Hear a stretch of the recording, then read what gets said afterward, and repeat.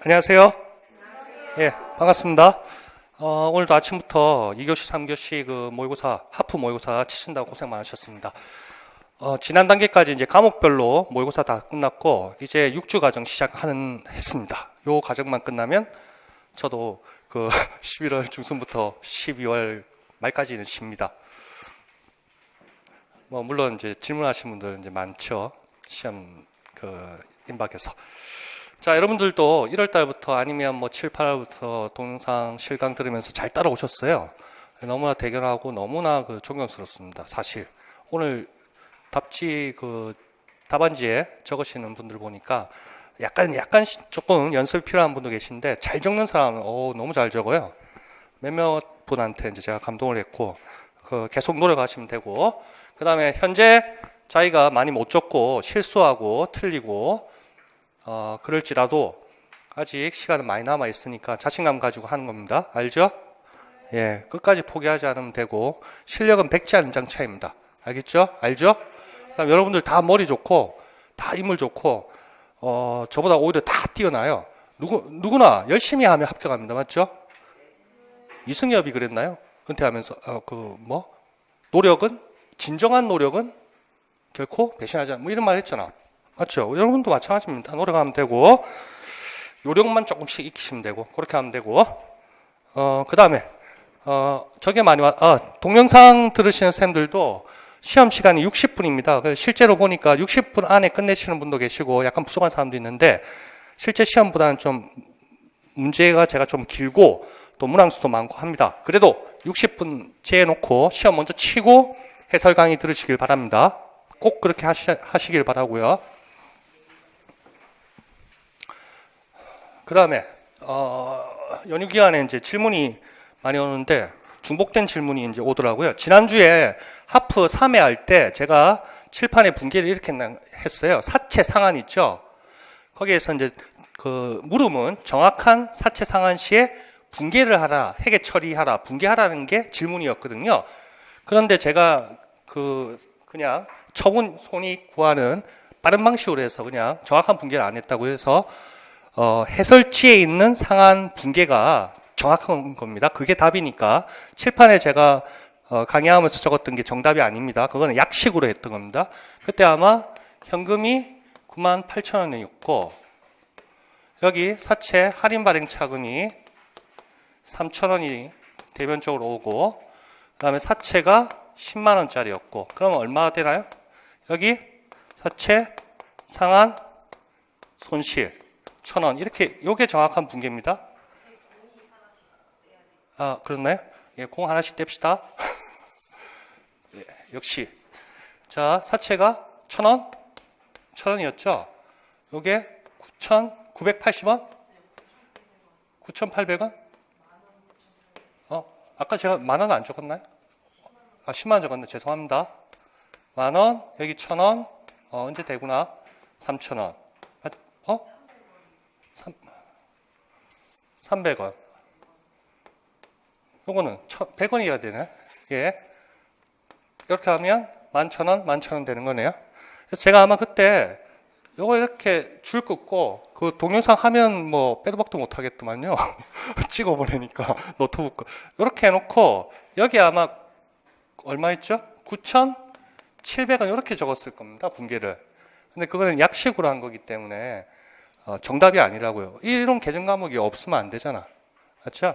그러니까 그거는 제가 상한 손실 이런 거를 빠르게 구할 때 우리가 이런 거 많이 하죠. 처분 대가, 장부가 해서 처분 손익 이런 거 많이 했잖아요. 이거 마찬가지로 상한액이 9,800원이었는데 그 당시에 장부가는 얼마죠? 만원에서 300원 뺀 9,700원이었으니까 9,700원짜리를 9,800원이나 줬네? 그래서 100원이 상한 손실이다. 이렇게 좀 빠르게 할 수 있도록 그렇게 간략하게 한 겁니다. 그러니까 이거 하여튼 생각하지 말고 9,700원 아니고 만원이 정답, 요거 정확하게 있어야 된다는 거.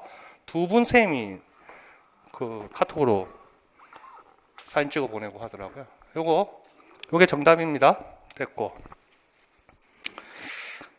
그 다음 또 뭐가 있었지? 기억나는 대로. 자, 봅시다.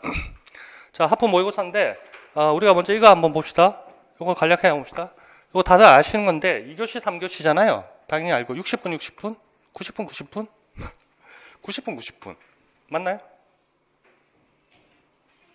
잠깐만, 우리가 몇 분이지? 90분, 90분.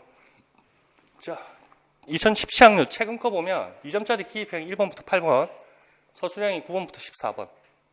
이렇게 해서 총 몇 문항? 14문항 나왔고 2교시 40점. 흰색만 보세요. 흰색이 출제됐던 겁니다. 3교시는 4점짜리, 5점짜리, 10점짜리 있죠. 10점짜리는 교육학 쪽에서 논술이 나오죠. 이건 서술형이 아니지. 이건 논술형이잖아. 그렇게 되죠. 그러면 5문제, 4점짜리 20점, 5점짜리는 2문제, 10점, 10점짜리 하나 해서 40점. 40, 40, 80, 1교시 20, 100점 만점. 2교시, 3교시 문항수 다 합하면 얼마입니까? 14문항, 8문항, 22문항, 1교시 1문항, 24문항, 23개 문항, 100점 만점. 하여튼 2교시, 3교시는 80점이에요. 문항수하고 보고. 제가 비슷하게 배치를 했습니다. 그런데 저는 요걸 못하죠. 컴퓨터. 저는 요거 못하고 컴퓨터도 4점짜리, 5점짜리에서 9점 배점입니다. 4점짜리 하나, 5점짜리 하나. 맞죠? 근데 저는 요걸 못 내죠. 그다음 요거는 뭐 어느 정도 그 별책 25를 제가 볼 줄 아니까 그 문제 만들었고, 여기 논술 못 내고 10점짜리. 요것도 교육학 뭐 관계된 거니까 이것도 못 내고. 나머지는 배수로 한 1.5배씩 다 했습니다. 이렇게. 파란 게 제가 지금 시험 문제입니다. 이런 식으로 구성을 했거든요. 문항수도 요게 첫 번째 순서 나오고 요게 2번이었나? 2번, 3번, 뭐 4번, 5번. 무역이 제일 마지막이고 컴퓨터가 제일 마지막인지 모르겠다. 하여튼 좀 약간 배치를 그렇게 만들었고 거의 1.5배수 저 만들려고 했습니다. 그러니까 제가 못 내는 거 제끼고, 제가 못 내는 건 제껴야죠. 이거 뭐야?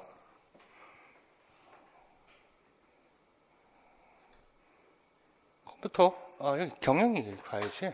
경영이지, 경영. 죄송. 못 내는 거 제끼고 하여튼 했어요. 그래서 연습을 하시고 집에 가셔가지고 정확하게 그 똥울빼기 하나당 뭐 0.5점짜리도 있어요. 서술하는 거는 그거 2배수로 해줘. 그러면 이제 거기 제가 갈로 문제 뒤에 만든 몇 점, 뭐 4점, 5점 요거 맞아 떨어진다고요. 그렇게 해서 자기 채점도 좀 해보시고, 제가 볼 때는 제가 낸 게 83점이니까 80%는 맞춰야겠죠. 80%는 그렇게 한번 해보시고, 지금 안 되더라도 나중에 천천히 하시면 됐고. 자, 늘 하는 얘기였죠. 늘 하는 얘기가 아니고 어느 단계부터는 했죠. 타겟을 다 정하십시오. 목표 점수 과목별로 하겠죠. 요거 두 개는 뭐 거의 상경, 경영 뭐 같은 맥락이라 치면 되잖아요. 그렇게 해서 합쳐가지고 몇 문항 내가 타겟을 하고 몇 점 하고, 그래서 총점 1차 커트라인 몇 점 이상 내가 받겠다. 그렇게 하시고 됐고. 자, 1페이지부터 봅시다. 자, 이것도 제가 그냥 만들었습니다. 이거 쓰지 못하게끔 하려고 일부러 이렇게 했죠. 전혀 연관성이 없습니다. 니은이 뭡니까? 협상이라는 단어가 들어갑니다. 이거 적으신 분이 있습니까? 역시. 근데 선생님이 전에 무역도 그걸 푸시고, 제가 그거 정답 맞추는 사람 한 번 못 봤거든요. 몇 년 동안 하면서. 근데 선생님 잘하셨어요. 칭찬해 드립니다. 앞으로 더 열심히 하시고. 그러니까 25호를 꼼꼼하게 보라는 취지입니다. 제가 이런 걸 낸 거는. 알겠죠? 한 문제, 두 문제는 여기서 나온다고요. 나왔었잖아. 그러면 영역 쪽에서 박스 해가지고 물어보거나, 개조지조통, 그거는 이제 경영학에서 우리 배우지만, 제가 관련된 걸 또 내기는 하잖아요. 오늘은 좀 그렇지만. 그러니까 25호를 꼭, 눈에 다 바르십시오. 됐고. 니은은 협상입니다. 옆에 거래소의 청약, 승낙, 계약, 주문, 품질 조건, 뭐 가격 협정 뭐 다 있습니다. 밑에 쫙 있는 거 한번 찾아보세요. 그 해설 쪽에 제가 오른쪽 귀퉁이에 페이지 적어놨으니까 별책 25 그 페이지 찾아가지고 눈으로 확인하시고, 크레임이고 영역별 성취 수준에선 니은도 똑같은 겁니다. 이것도 협상이고, 과목명은 뭡니까? 예, 비즈니스 영어 10번 타자, 기초 과목의 10번 타자입니다. 그것도 하나 암기를 해놓으세요. 뭡니까? 무역 나왔어, 무역. 무역 나오면 한 3가지밖에 안 걸리잖아. 국제상무, 비즈니스 영어, 그 다음에 수출입 관리, 이 정도잖아. 근데 이거는 느낌이 오잖아요. 비즈니스 영어 느낌이 왔죠? 예. 그러니까 과목명도 계속 눈에 바르세요. 요거는 뭐 기계적으로 보시고 설명이 필요 없는 부분. 됐고 2페이지. 2페이지도 과목별 모의고사 했을 때 냈던 거 복습했습니다. 그래서 적을 수 있는지 기억하는지 그거 복습하는 개념도 있고, 그 다음에 과목 첫 번째 전문 공통 과목. 자, 2페이지 보세요. 위에 거 읽을 필요 없고, 자, 박스 안에 가의 박스 안에 보통 요런 형식으로도 나옵니다.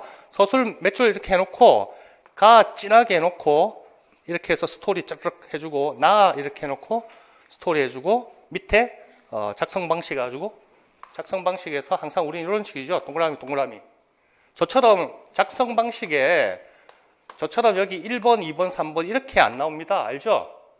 이렇게 한 거는 제가 물어보는 게 또 많고, 그 다음에 여러분들 알아야 될 것들을 일부러 이렇게 좀 구별하기 위해서 했지.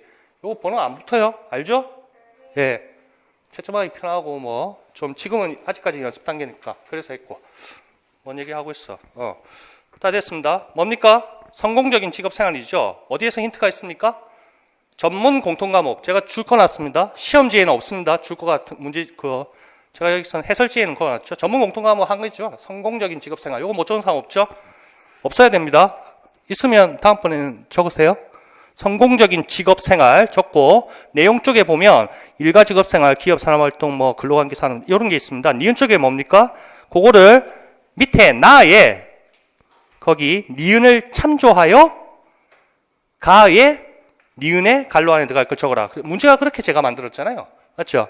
그러니까 취업과 창업입니다. 그 밑에 나에 있는 거는 과목별 모의고사에서 풀었죠? 예. 거기에는 취업 및 창업 이렇게 돼 있을 겁니다. 나에는. 그런데 위에 올라가서 내용 체계 쪽에는 취업과 창업. 중간에 취업 및 창업이라도 채점해 주겠죠? 채점해 줘야지. 자, 넘어갑니다. 됐고. 3페이지. 자, 이건 뭡니까? 무선 주파수 식별 RFID. 이것도 다 적으셨을 겁니다. 뭐 저런 얘기는 없습니다. 리더, 태그, 안테나. 안테나는 단어는 있었나요? 안테나는 있었다, 맞죠? 자, 제가 줄 거는 거 보세요. 하여튼 물류 분야의 정보 시스템입니다. 그럼 뭐 포스, EOS, RFID 뭐 많잖아요. 그 중에서 판매 정보 자동화 기술이다. 좋다 이거야. 용어를 쓰라. 예와 같이 써달라 했습니다. 정보가 장거리 혹은 열악한 환경 인식되어질, 그러니까 먼 거리, 떨어져 있는 거리 가장 유용하다. 하이패스, 동물 추적기, 뭐 기타 등등 출입 장치, 허가 장치 뭐 있죠. 표시는 여기서 표시가 뭡니까? 태그를 의미할 것 같습니다. 표시는 제품 진열의 선반에 부착되어 있다. 그러니까 태그를 의미할 것 같고, 시스템 안테나 공통분모 나왔고, 자료 교환기가 뭡니까? 판독기 리더의 개념일 것이고, 매장 내에서 무선 자료 전송 기술, 여기에 완벽한 힌트가 들어가 있어. 맞죠? 무선 자료 전송 기술, 이게 딱 보이잖아. 맞죠? 그러면 RFID, 무선 주파수 식별. 그것도 자꾸 입에 오르락내리락 하면서 용어를 암기를 하세요. 무선 주파수 전파 식별이라 하기도 하고, 또는 뭐 EBS 교과서 보면 전자 태그 이렇게도 한글로 적어놨더라고요. 근데 우리는 하나로 공통합시다. 무선 주파수 식별. 알겠죠? 물류 분야에 사용되는 정보 시스템. 그럼 세 가지 구성 요소, 리더, 태그, 안테나 문제에 있고, 박스에 뭡니까? 동물 추적 장치, 개인 출입하고 뭐 전자요금 징수 많습니다. 그렇게 있고, 이용 효과, 생산, 유통, 이력 파악, 도난 등 손실 예방한다. 그 다음에 반품 수량 뭐 처리나 뭐 좋은 얘기들이 있고, 이걸 뭐 암기할 것까지는 없을 것 같고, 암기할 것까지는 없을 것 같고, 하여튼 무선 주파수 식별 그거 적으면 되고, 다 적었을 겁니다. 포스는 우리 다 알죠? 스캐너 바코드 있고, EOS하고 연관되는 거, 연관돼서 배송 시점 파악이 가능하다.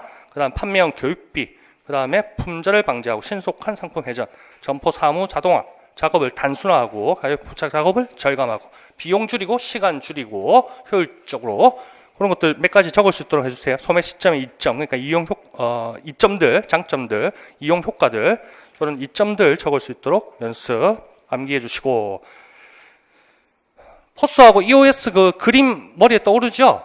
맞죠? 슈퍼마켓 1, 2, 3. 그 다음에 오른쪽에 포스 중간에 있고, EOS 있어가지고 거래처 1, 2, 3 있고, 위에 공동 물류 창고 있었고, 그거 있었죠? EOS.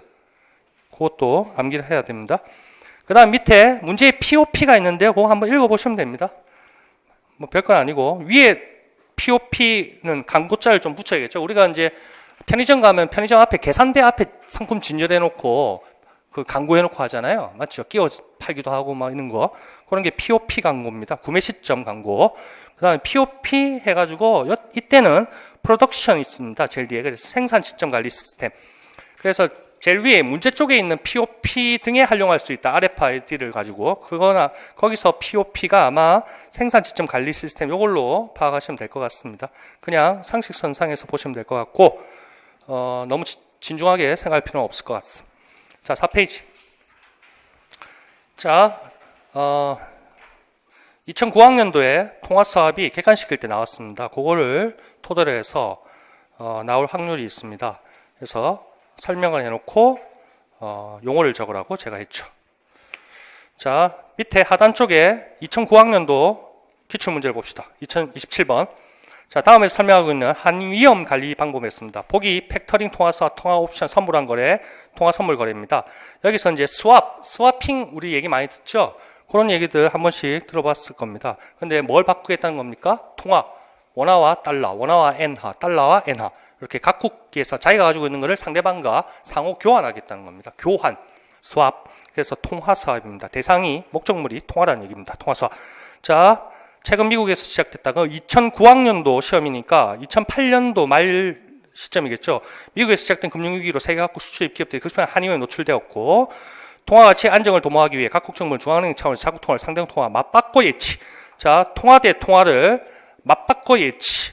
변제 시에는 서로 예치될 때 한 시점. 그러니까 처음에 약정했을 때, 바꿨을 때 1차 바꿨을 때 그때 적용하기로 약정한 환율을 뭐 이자 같은데 적용하는 협정을 체결하는 방법 활용하겠다. 한국은행과 미국 연방준비제도 정부끼리 이렇게 하겠다. 자, 뭐 통화 사업밖에 답이 안 됩니다. 두 번째 줄, 세 번째 줄, 그것도 형광펜 같은 걸로 잘 색칠하세요. 통화 가치 안정 도모하기 위해서 한 시세 적용. 여기까지 형광펜을 칠하시고 그 칠한 색깔 똑같은 걸로 문제에 가세요. 문제 상단에 한 편, 그 밑에 두 줄을 똑같은 색으로 칠하세요. 그거 똑같은 의미입니다. 똑같습니다. 한편, 자, 문제 갑니다. 문제 맨 밑에 두 줄 똑같은 색으로 칠하세요. 기출문제. 한편, 국가 간 통화사업 계약은 두 나라의 중앙은행 간에 체결된다. 그렇죠? 한국은행과 미국 연방준비 이사회. 자, 체결되면 한 나라에서 외화 유동성이 부족하면 자국 통화를 유동성이 부족하면 이런 거 필요 없고 자국 통화를 상대국 통화에 맡기고 외화를 차입하는 게 그러니까 자기 거 서로 맞바꾸겠다 그런 뜻입니다. 그래서 기출문제에 있었던 내용하고 거의 일치합니다. 똑같은 색으로 칠하시고 눈에 바르시고 자 이제 문제 들어갑니다. 자 이것은 두 개 또는 그 이상의 거래 기간이 하여튼 뭐 거래 정부가 됐든 기업 대 기업이 됐든 사전에 정해진 만기와 환율에 의해서 그러니까 약정을 한 데 있죠. 서로 예치했을 때의 어떤 시세에 따라서 만기와 환율에 의해 다른 통화로 차입한 자금의 원리금 상환을 상호 교환하는 것을 말한다. 상호 교환에 제가 밑줄을 크게 진하게 칠해놨습니다. 상호 교환 무엇을 통화를 각국 통화 A국 통화 B국 통화를 상호 교환 그걸로 게임셋입니다. 밑에 그 읽을 필요도 없죠. 통화 스왑. 그러니까 기출 문제를 머릿속에 기억하고 있었다면 반드시 통화사 확신이 갈 겁니다. 그럼 밑에 또 읽어봅시다. 예를 들어 A는 달러와 자금을 B는 엔화 자금을 각각 유리한 쪽으로 차입할 수 있어. A는 달러와 자금을 낮은 이자율로 차입할 수 있고 B는 엔화 자금을 낮은 이자율로 차입할 수 있습니다. 그런데 A는 엔화가 필요한 거야. B는 달러가 필요한 거야. 그랬을 때 A가 달러와 자금을 B가 엔화 자금을 각각 지가 유리하게 차입받을 수 있는 그걸 차입하고 서로 맞바꾸면 돼. 맞죠? 그런 게 통화사업입니다. 통화사업. 그러니까 여기에 갑돌이가 있고 여기 을돌이가 있잖아요. 얘는 A에 있어서 어떤 유리한 점이 있어서 A라는 그 어떤 물건이라 합시다. 통화가 되죠. 하여튼 물건이라 하고 을은 B에 대해서 하여튼 유리한 조건이 있어. 그렇죠? 근데 A가 갑돌이가 갖고 싶은 거는 뭡니까? 갑돌이는 B를 갖고 싶어 해. 그래서 이런 거지. 을 보고 야 을돌아 내가 있잖아. 사실은 B가 너무너무 갖고 싶어. 소문을 듣자니 네가 B는 낮은 이자율로 네가 빌릴 수 있다며 네가 빌려서 내한테 줄래? 그러니까 을이 마침 오 그래? 나는 사실 A가 갖고 싶었어. 소문을 들으니까 네가 A를 낮은 이자율로 차입할 수 있다며 빌릴 수 있다며 잘 됐다. 우리 서로 공통 저 뭐고 상호 교환하면 되겠네. 이런 식입니다. 알겠죠? 서로 유리한 거를 교환하겠다. 그리고 만기 때는 이제 서로 이제 원위치 시켜주는 거죠. 이자율은 각각 빌린 거 지가 이자율 부담하게 되는 거고. 자, 그러면 두 번째 문단 예를 들어 그게 방금 제가 설명한 이런 내용들입니다. 몇 번 읽어보시면 이제 올 겁니다. 자, 그리고 차입 자금에 대한 이자는 실제 자금 이용자 A는 실제로 뭘 이용합니까? NR을 이용하죠. 달러한테 유리하게 빌릴 수 있지만 NR을 이용하고 싶어하는 놈 아닙니까? 예, 그런 놈들. B는 달러 자금, 실제 자금 이용자가 대신 지급을 하고 만기가 되면 최초 차입자가 상환할 수 있도록 다시 재교환한다. 그러니까 교환이라는 단어들 잘 보시면 된다. 밑에 거 됐고 해설 쪽에 통화사업이 있습니다. 자금 조달의 비교 우위에 의해 발생. 그것도 한번 색칠해서 잘 기억하세요. 그러니까 발생 원인이 뭐냐 하면 A는 뭐가 유리하고 B는 뭐가 유리해. 근데 갖고 싶은 건 서로 크로스돼 있어. 그런 식이죠. 그러니까 낮은 금리로 차입할 수 있다. 자금 조달의 비교 우위에 의해 발생한다. 그 다음 이제 예를 들어 이제 나옵니다. 예를 들어 일본의 엔화가 필요한 한격. 그것도 잘 읽어보시면 위에 박스에 있는 예하고 똑같습니다. 스토리 그냥 읽어보시면 되고 따라서 높은 이자 부담에서 벗어나기 위해 그러니까 자금 조달의 비교 우위에서 발생하니까 그러니까 높은 이자 부담에서 벗어나기 위해서 통화 사업이 발생되는 원인이 된다. 그렇게 받아들이시고 그 다음에 그거까지도 스토리입니다. 그 예에 대한 스토리고 맨 마지막 문단 한국 기업은 국내은행, 일본 기업 그것도 이유고 그 다음에 한국 기업은 일본 기업과 각각 자국에서 조달한 자금을 통화 사업을 서로 맞바꾸면 여기서 자꾸 맞바꾸면 상호 교환하면 이런 나온 단어들 나머지는 죽은 걸로 계속 읽어보시면 될 겁니다. 뭐 서술하라 이런 얘기는 안 나올 테니까 통화 사업 이것도 다 적으셨나요? 그렇죠. 잘했습니다. 몇 번 읽어보면 스토리는 쉽습니다. 갑돌이 을돌이 서로 갖고 싶은 거 바꾸겠다. 그렇게 해주시면 되고 그 다음에 5페이지. 근데 이것도 그렇지. 우리가 다 배운 내용이에요. 이때까지 우리가 있었던 거, 교재에 있었던 거, 1단계, 2단계, 3단계든 교재에 있었던 거, 그거 없었던 거, 그걸 제가 구분해 줘야겠다. 이때까지는 다 있었던 겁니다. 별책 25, 그것도 마찬가지고. 자, 5페이지, 5번. 이것도 있었던 겁니다. 답이 뭡니까? 직무 충실화. 그러면 직무 설계 방식이, 현대적인 직무 설계 방식이 뭐 있었죠? 직무 순환, 또 직무 확대, 직무 충실화. 이렇게 되나요? 직무 순환, 직무 확대, 직무 충실화. 그래서 요거를 타겟으로 잡으랬죠. 요 세 가지입니다. 순학충. 직무 순환, 직무 확대, 직무 충실화. 현대적인 직무 설계 방법. 테마가 현대적인 직무 설계 방법, 설계 방법입니다. 그래서 직무 충실화를 좀 눈여겨 봐주십시오 했죠. 직무 순환은 뭡니까? 보직. 그러니까 그 전문가를 양성하기 위한 게 아닙니다. 두루두루 맛배기만 좀 보라는 거죠. 그래서 전문가보다 일반 관리자를 만든다. 그래서 신입 공무원 들어가면 각 세무서에 세무 공무원이 들어가면 각 부서마다 다 거치게 합니다. 1년 단위로. 그래서 각 모든 부서를 한번 맛배기를 보이게 합니다. 그런 게 직무 순환이랍니다. 성격이 다른 직무로 이동시키고 배치 전환적 성격을 가지고 있다. 그래서 재산가도 갖다가 부가세가도 갖다가 범위세가 갖다가 왔다 갔다 하게 합니다. 맛배기를 다 보여줍니다. 그 다음에 직무 확대는 뭡니까? 맡은 직무의 양을 어떤 범위를 확대시켜 줍니다. 펀칭, 그러니까 드릴 작업만 하는 애한테 이제는 너는 이제 드릴 작업 외에 못질하는 작업도 해. 또 거기서 조금 더 확대해가지고 너는 이제 용접하는 작업도 해. 이렇게 해서 직무의 양을 좀 다양하게 해주는 게 직무 확대입니다. 자, 그거 한번 읽어보시면 되고 직무 충실화 잘 봅시다. 자, 직무 충실화 하면 허츠버그의 2요인 이론이라는 게 혹시나 출제자가 제시를 해줬다. 그러면 무조건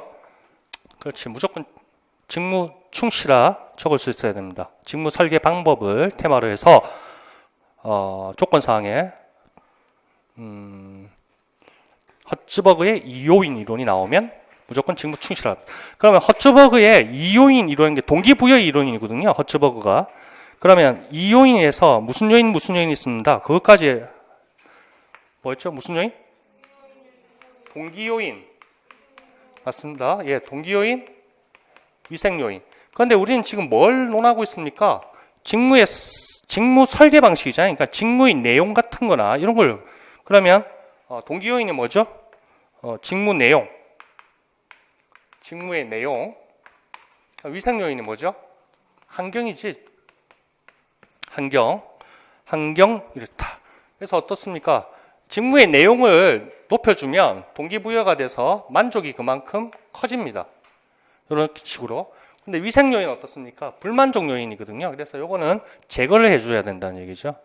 그렇죠? 이런 환경에 대해서 그런 걸 이 위생 요인은 불만족 요인이기 때문에 얘를 높인다 해가지고 만족이 높아지는 거 아니에요. 불만족은 제거를 해줘야 될 거예요.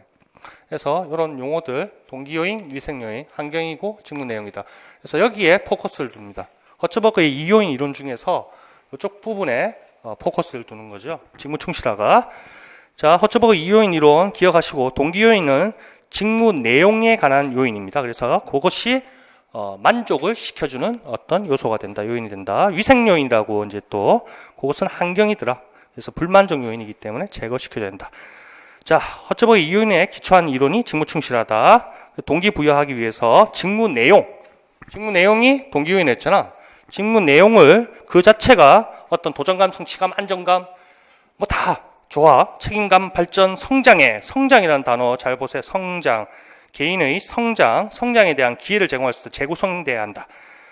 자, 직무를 수행함에 있어서 계획, 지휘, 통제를 자주성을 부여하는 겁니다. 그러니까 맨날 시키는 일 하지 말고 나에게도 뭔가 계획을 세워서 내가 일을 하고 또 반성도 하고 피드백도 하고 그래서 또 나날이 발전하고 그렇게 있도록 기회를 달라. 설계를 해달라. 직무를. 그게 직무 충실합니다. 그러니까 좋은 얘기들이 많죠.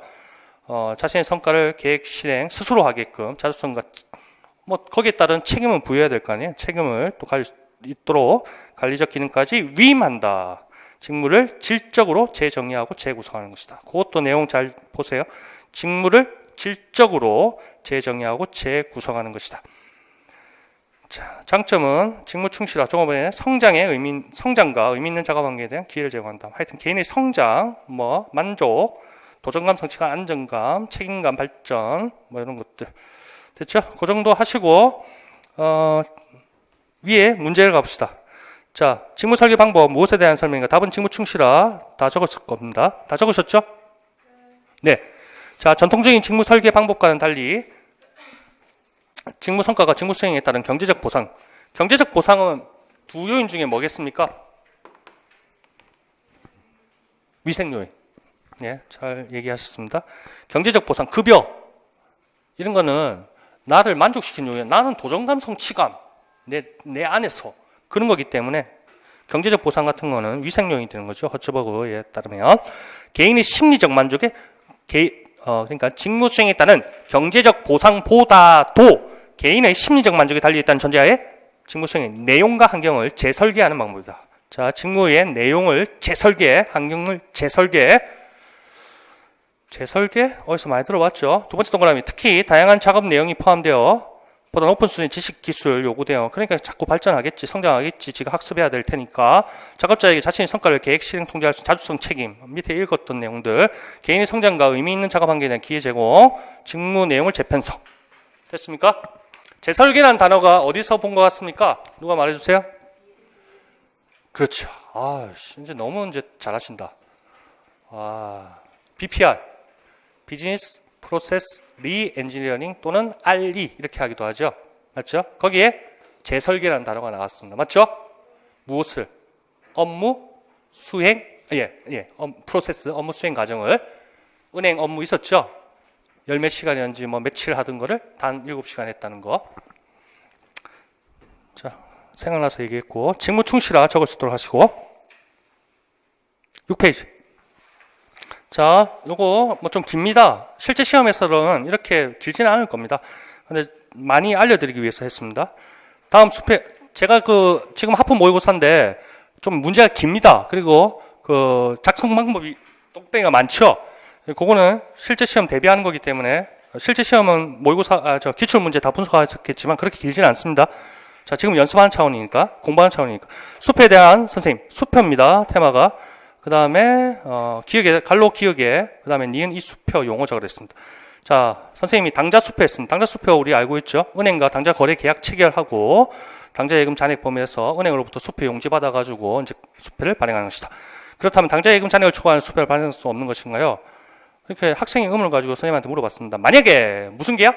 당좌 차월. 알겠죠? 이거 다 적었을 것 같은데요. 당좌 차월 계약을 은행과 맺었다면 그 차월 한도 내에서 예금 잔액에서 그 한도까지 초과하여 발생할 수 있다. 그러니까 예금 잔액은 500원인데 한도가 100이라면 예금 잔액 500원을 초과해서 남은 500원까지 당좌 수표를 발행할 수 있다. 그거죠. 당좌 차월 계약 적으라는 거. 그 다음에 수표를 발행한 금액이 당좌 예금전 당좌 차월 한도를 초과해 발행 때는 어떻게 됩니까? 하니까 그럼 부도지. 부도 수표 됐고. 그런데 선생님입니다. 그런데 수표를 발행하는 시점에서 자금이 없을 때 이용할 수 있는 수표 종류가 있다. 그러니까 예금 잔액이 지금 부족한 똑같은 맥락입니다.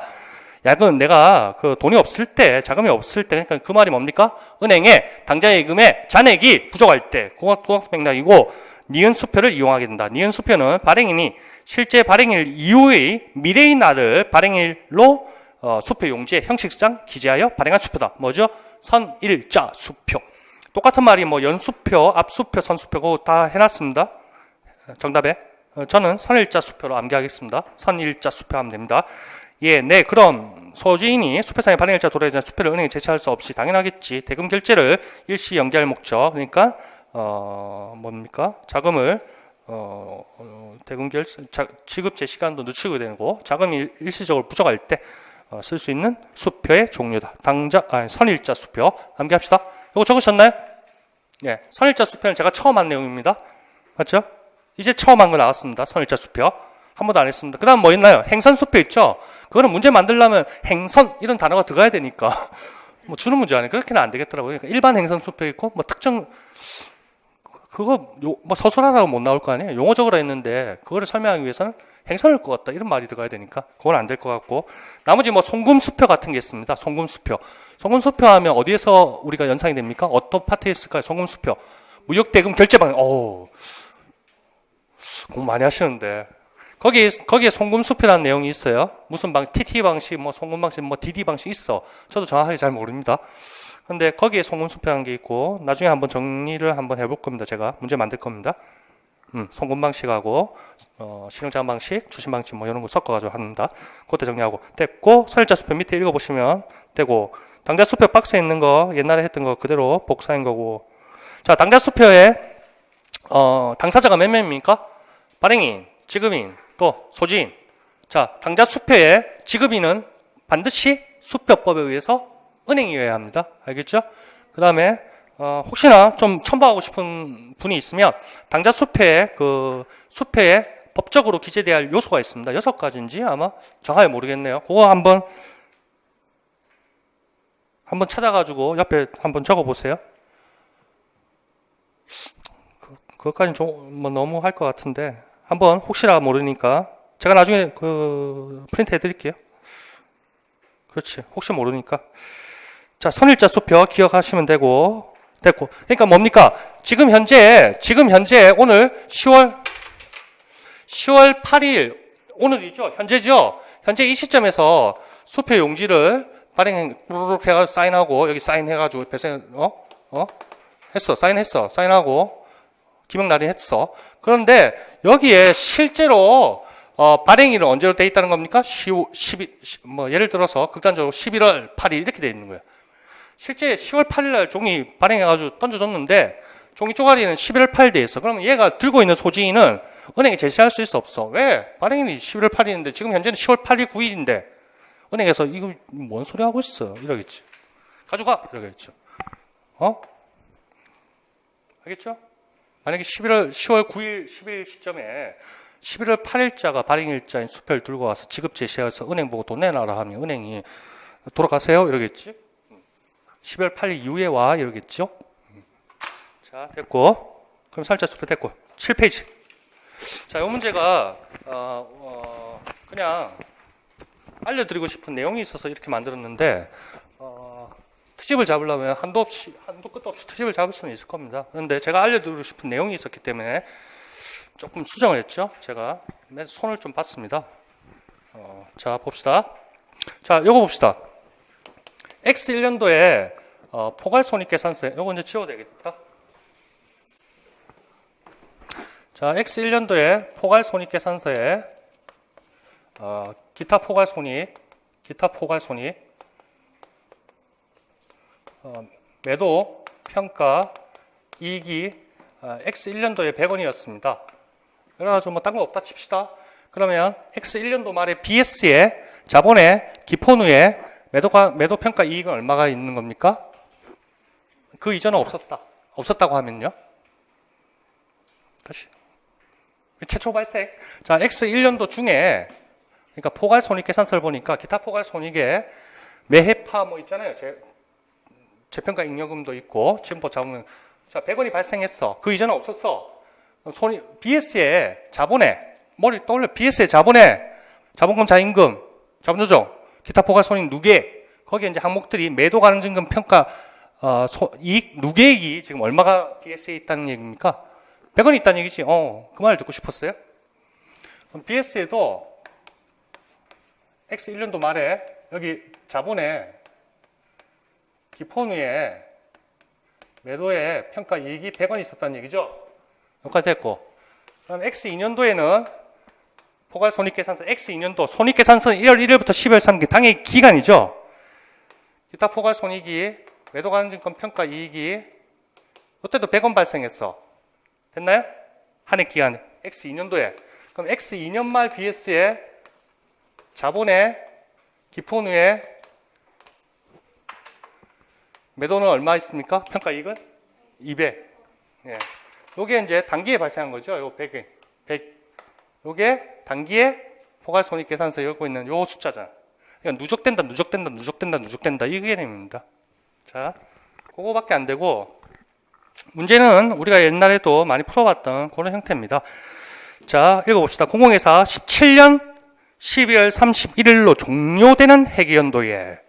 그러니까 아마 그 회계연도가 보통 1월 1일부터 12월 30일이니까 2017년도가 단기가 되는 것 같습니다. 단기가 되게끔 제가 그렇게 만든 거죠. 회계연도의 자본과 관련된 자료는 다음과 같다.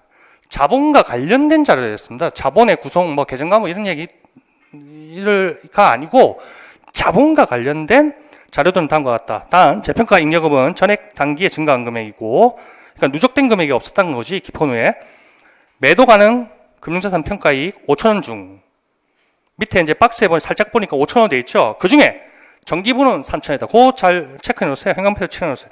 매도 가능 증권 박스에 있는 매도 가능 금융자산 평가이익 5,000원 중 정기분은 3,000원이다. 그럼 단기분은 얼마란 얘기야? 예, 정기에는 3,000원이 여기 있었다는 거지. 여기 정기에 3,000원 있었고 BS에 3,000원 있었는데 단기에 얼마 발생했다는 얘기입니까? 예, 그 말입니다. 그래서 여기 2,000원이 단기에 발생해서 여기 얼마가 돼 있다? 5,000원 돼 있다. 지금 이 소리입니다. 제가 얘기하고 싶은 게. 그거 말고는 나머지는 다 쉽습니다. 자, 박스 안에서 기초 자본, 기말 자본에서 이미 자본의 변동이 4만 원이라는 거를 정답을 다 구해놨습니다. 그러니까 그 안에 구성 요소들 네가 찾을 수 있니? 이걸 물어봅니다. 순자산의 변동, 순자산이 자본이 됐죠.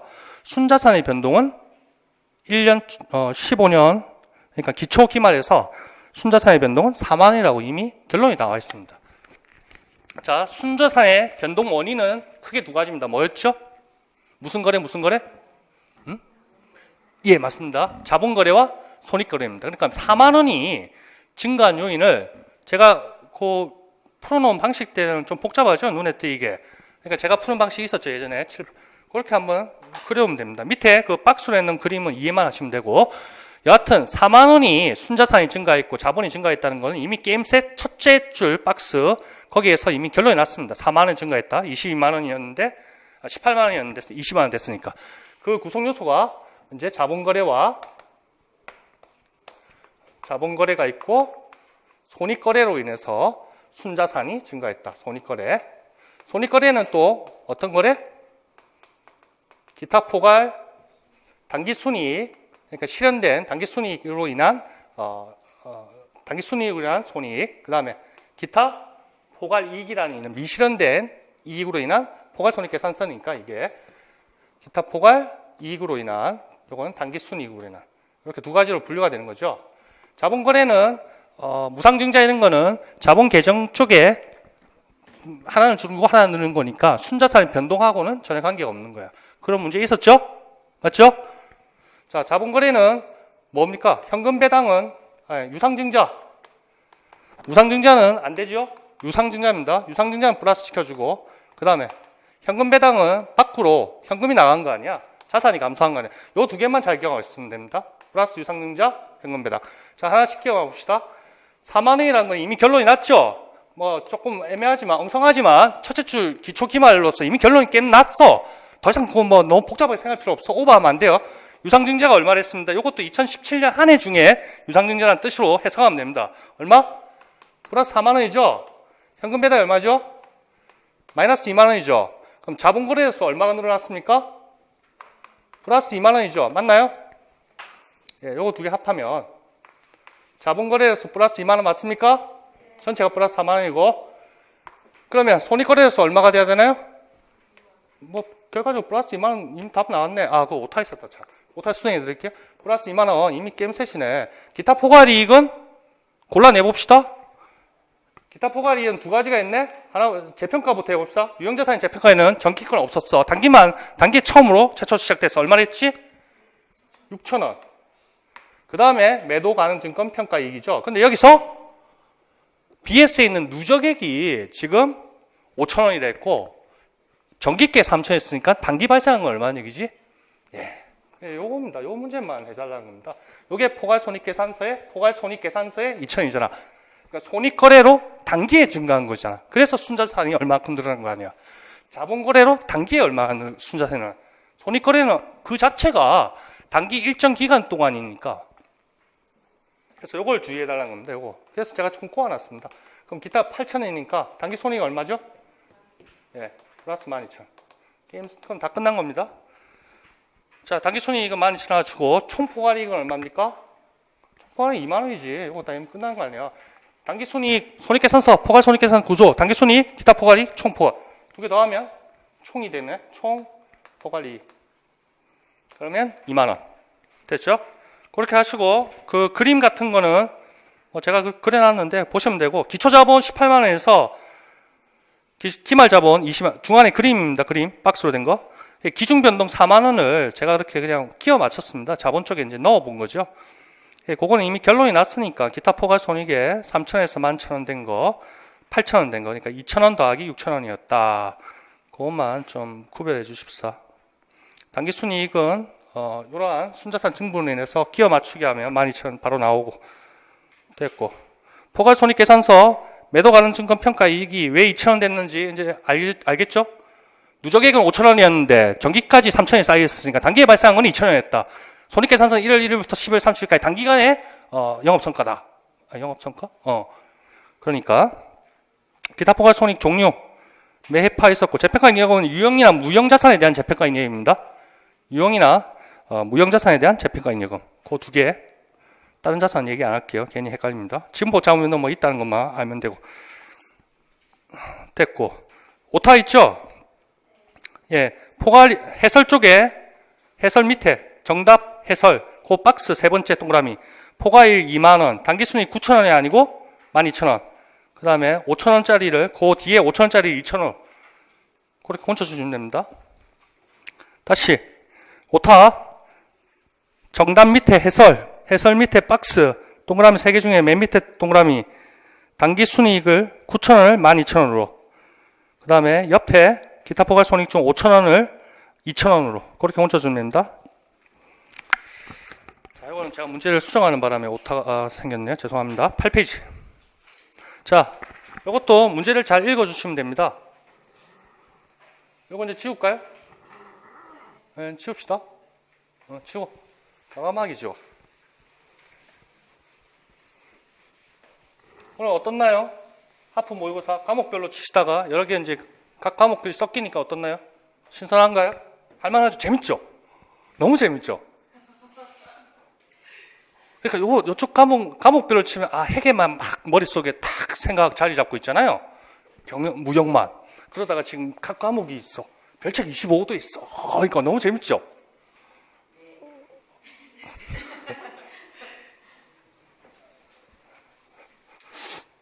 벌써 재밌을 것 같은데. 근데 너무 열심히 푸시더라. 너무 열심히 푸시고 다들 조금 더 이제 좀 연습이 좀 필요한 분도 계신데 그거 하면 되는 거지 뭐. 자신감 가지시고. 자, 이것도 기존에 했던 겁니다. 기존에 했던 내용인데 실수가 혹시 나오실 분도 있을 겁니다. 그러니까 약간씩만 물음을 약간씩 제가 자꾸 꼬웁니다. 자, 봅시다. 다음은 회사 상품에 관한 거, 기초 상품 재고, 단기 상품 매입, 장부상 기말 상품 재고, 그 다음에 기말 상품 실제 수량, 기말 상품 순실현 가능 가치. 그럼 뭡니까 이거? 감모 손실하고 평가 손실 구하라는 얘기입니다. 맞죠? 게임 끝난 거고. 자, 이제 봅시다. 위 자료에 감모 손실과 재고자산 평가 손실을 계산한다면 여기까지 코마 찍고 포괄 손익계산서에 인식해야 될 재고자산 감모 손실 계정까지 이제 말 다 적었어. 계정의 금액은 동그라미 1번이고 매출원가 계정에 반영될 재고자산 평가 손실 금액은 동그라미 2번이다. 그러니까 재고자산 평가 손실은 다 매출원가에 반영하는 게 우리 기준의 원칙이잖아요. 맞죠? 네, 그거는 언급을 제가 피했어요. 왜냐하면 매출원가 계정에 반영될 이렇게 제가 다 풀었기 때문에 써줬기 때문에 그렇게 하고 갈로 안에 1, 2 금액 순서대로 쓰라 했고 단 정상 발생되는 원가성이 있는 감모 손실은 매출원가 이것도 기준에 있는 내용 아닙니까? 비정상적으로 발생하는 것은 영업 외 비용으로 처리한다. 재고자산 감모 손실 중 40%만 비정상적으로 발생한 것이다. 그러면 첫 번째 동그라미 1번에 대한 거 포괄 손익계산서에 계산 인식돼야 될 재고자산 감모 손실 계정의 금액은 제가 묻고 싶은 게 뭐였나요? 포괄 손익계산서 밑에 보세요. 어디 있나? 손익계산서 두 번째 매출원가 쪽에 영업의 비용, 그러니까 여기서는 제가 기타 비용이라 했는데 영업의 비용에 반영될 재고자산 감모 손실입니다. 그러니까 원가성이 없는 몇 프로지? 40%. 그게 손익계산서 저 밑에 영업의 비용 쪽에 가 있는 거야. 판관비도 아니야. 영업의 비용이야. 알겠죠? 그래서 그 금액이 얼마입니까? 800원. 그것은 계정 과목이 뭐다? 재고자산 감모 손실. 근데 그 의미는 개념은 나머지 60%도 개념은 감모 손실의 개념이지만 계정 과목은 어디로 간다? 매출원가. 자, 그걸 구별할 수 있느냐? 그래서 조금 약간 꼬았는데 이거 다 쓰셨네? 다 맞추니까 재미없다. 좀 실수도 나오고 했는데 800원입니다. 포괄 손익계산서에 재고자산 감모 손실 계정이라 했기 때문에 됐고 그 다음 평가 손실은 얼마입니까? 실제 수량하고 장부가액하고 취득원가 장부가액하고 순실현 가능 가치의 차이. 그러면 95개 곱하기 20원 하면 되겠네. 400원하고 380원하고 그러면 1900원. 금액은 1900원. 답 쓰면 되네. 자, 이거 이제는 다 알죠? 한 번만 더 해볼까요? 평가 손실. 제가 어떻게 푸는지 알죠? 1층, 2층, 3층 하는 거 있죠? 자, 여기 실제 여기 Q, P. 여기 실제 수량. 여기 뭐죠? 순실현 가능 가치. 순실현 가능 가치 개념 알죠? 현재 판매 가능했을 때 뭐였지? 순실현 가능 가치. 판매했을 때 처분 대가에서 처분 부대 비용을 뺀 거. 맞죠?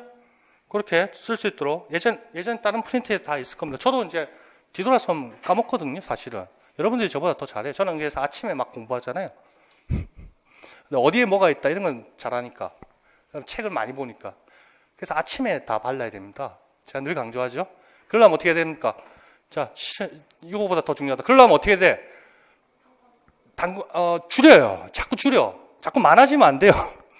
그리고 프린트물 자기가 복사하고 이런 시간도 많이 걸리고 풀칠하고 이런 것도 시간이 많이 걸리면 너무 예쁘게 하려 하지 말고 그 다음에 이제 제 거나 아니면 다른 거나 이렇게 쌓이잖아요. 그 다음에 이제 내가 아는 부분 이제 몇 번 복습했는데 아는 부분 덮어. 클립으로 끊고 호스케스 찍어가지고 안 봐. 그 다음 째거나 이렇게 싫은 사람은 그냥 덮어. 아니면 시커먼 매직으로 그냥 뽑혀 치고. 그래서 아침에 착 보셔야 됩니다. 자, 그만. 순시간 가능같이. 여기는 뭐죠? 여기는 장부 수량. 그 다음에 여기는 실제 수량.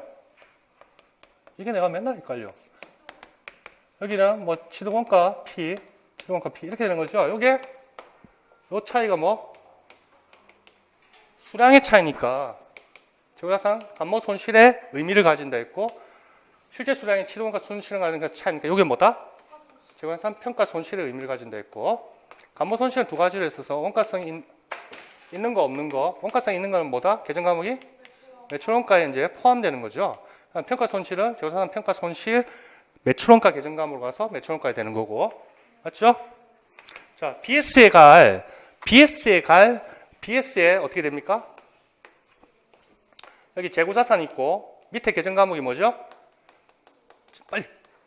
재고자산 평가 충당금액 갈로 열어주죠. 여기에 결국 가야 될 금액이 얼마입니까?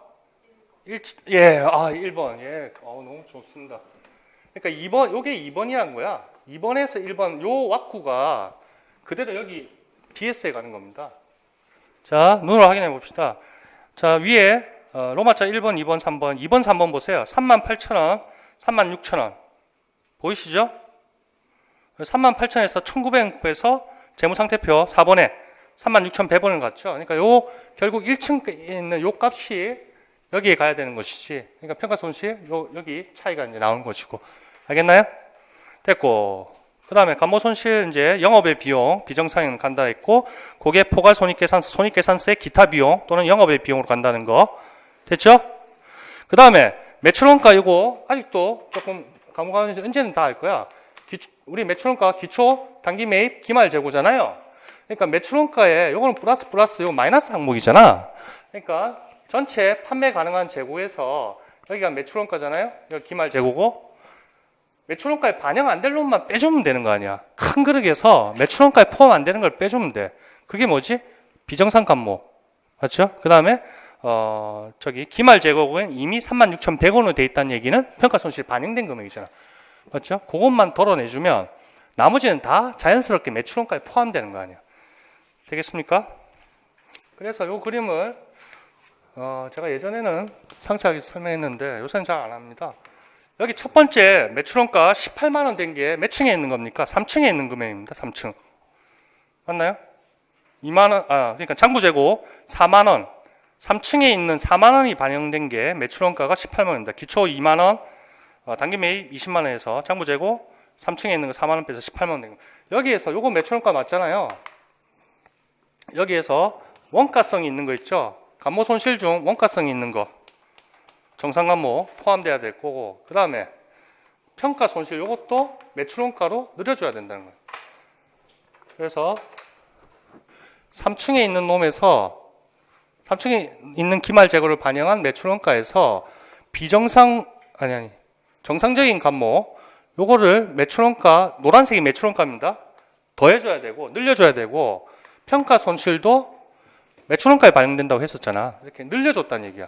근데 요 개념을 이렇게 받아들일 수도 있고, 아니면 전체 여기에서 매출원가에 포함 안 돼 있는 요 두 놈만 제거해주면 나머지가 매출원가 남는 거 아니야. 그렇게 받아들일 수도 있고, 똑같은 겁니다. 어퍼치나 매치나. 여기 게 뭐냔 말이야. 요게 실제 수량 순실행 가는 같이 제거. 그래서 기말 재고에 마이너스 된 거 아니야. 매출원가에 반영 안 되게끔. 그렇죠? 그럼 얘는 비정상 감모. 매출원가에 반영 안 되는. 어디로 간다? 기타 비용. 영업의 비용으로. 판관비 아니에요. 됐고, 그림으로 분석, 색칠된 거 보셔야 됐고, 재무상태표. 결론적으로 36,100원은 1층 값이라는 거, 1,900원은 평가 손실이라는 거, 38,000원은 2층 값이라는 거. 회계 처리는 분계 보세요. 자, 결산 분계 있죠? 매출원가에 대한 거. 기초 2만원 대변 튕기고 차변 매출원가. 단기 매입 20만원 대변 튕기고 매입 튕기고 매출원가 차변 22만원. 그럼 판매 가능 재고가 22만원 쌓였다는 거지. 거기서 4만원은 뭡니까? 실제가 아니고 장부상 기말 재고인 겁니다. 알겠습니까? 그럼 얼마입니까? 22만원에서 4만원 튕겼으니까 18만원이 매출원가가 되는 거죠. 여기까지는. 그런데 감모 얼마? 감모가 총 2,000원이었죠. 그거 다 수량이 날아가는 거니까 대변으로 수량 날려 보내야 되죠. 그래서 간부 손실 2,000원, 기말 재고, 대변으로 날리고, 계정 과목은 어떻게? 두 개로 나눠줘야 돼. 원가성 있는 건 매출 원가에, 원가성이 없는 거는 재고자산 간부 손실 800원. 여기도 800원 해놨네. 요게 포괄손익 계산서 기타 비용으로 가는 거죠. 영업 비용으로. 자, 그러면 기말 재고가 여기까지 하면 기말 재고 얼마가 되는 거죠? 18만 원에서 2만 원이 떨어지는 거 아니야. 17만? 아니야, 잠깐만. 기말 재고가 얼마가 되는 건가? 얼마가 되는 거야? 아니, 4만 원에서 2천 원이, 응? 4만 원에서 2천 원 빠지는 거 아니야? 3만 8천 원이 되는 거 아니야? 기초 재고는 있던 게 빠지는 거니까 없어진 거고, 매입도 있던 게, 차변에 있던 게 날아간 거 없어진 거 아니야? 그럼 기말 재고만 재고 자산이 4만 원 있었는데, 그 중에 수량으로 날아간 게 2천 원이니까 3만 8천 원이 남았다는 거 아니야? 맞죠? 그게 2층에 있는 값입니다. 위에, 제일 위에 2층에, 내가 1층, 2층, 3층 뭔지 알죠? 그러면 4만 원, 2천 원, 3만 8천 원. 오케이. 그 다음에 재고자산 평가 손실. 충당금 계정으로 해준다 했죠? 계정 과목 잘 기억하고, 재무상태표 표시되는 거 기억하고. 거기 1,900원은 매출원가에 반영된다. 됐습니까? 그래서 차변 대변 매출원가 쫙 더하면 18만 3,100원. 그렇게 당연히 손익계산서처럼 나올 것이고, 재고자산은 어떻게 됩니까? 3만 8천에서 평가 충당금이 차감적으로 되니까 1,900원 빼주면 36,100원이 실제 수량 곱하기 순실현 가는 거지. 저가법으로 평가한 거. 그렇게 된다. 자, 뒷페이지, 9페이지. 9페이지 상단에 그거 글자로 돼 있는 거 잘 기억하세요. 자, 그 당구장 표시 당연한 건데 재무상태표 보시고 앞 페이지에 있는 거 모든 내용 종합해서 자기 걸로 만드세요. 글자로. 그게 이제 이해가 돼야 됩니다. 재무상태표에 보고되는 재고자산의 장부금액. 그러니까 결국 36,100원 그거 말하는 거죠. 재무상태표에 표시된 재고자산은 취득원가를 장부금으로 한다. 그렇지. 다만 시가가 취득원가보다 낮은 경우에 순실현 가능 같이 시가를 장부금으로 한다. 이게 저가법으로 평가하겠다는 거죠. 재고자산에 대해서 저가법. 취득원가 마이너스 저거죠. 평가 손실이 취득원가 마이너스 뭐였죠? 순실현 가능 같이 그렇게 됐고, 재고자산의 기말 재고액은 순실현 가능 같이 실제 수량 곱하기 실제 단가로 보고되어야 하므로 장부상 기말 재고액에서, 그러니까 이게 얼마라는 얘기입니까? 4만 원에서 간모 손실 2,000원 튕가지고 평가 손실 1,900원 튕가주면 결국 36,100원이 남는다. 이 소리를 지금 하고 있는 겁니다.